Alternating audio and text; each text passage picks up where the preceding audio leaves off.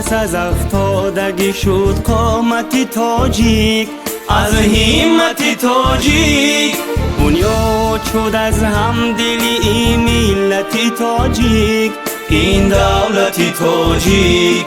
ما دست به هم دادیم و آغوش بکشادیم، دیدند همه عالمیان قدرت تاجیک، دیدند همه عالمیان قدرت تاجیک، هم وحدت تاجیک.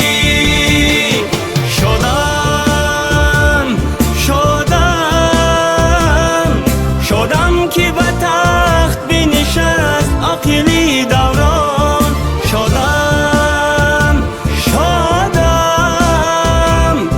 شدم که بشد تکیه‌گاه دولتی مایان از وارث سامان.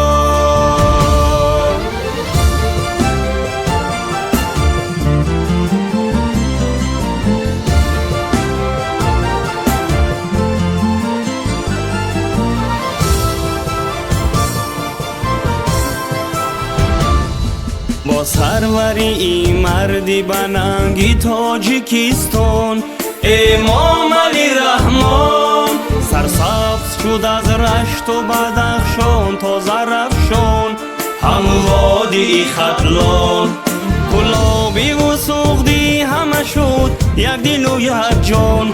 این خاکی وطن نیست دیگر پهن و پریشان، این خاکی وطن نیست دیگر پهن و پریشان.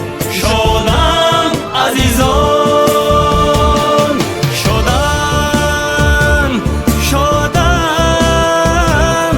شدم که به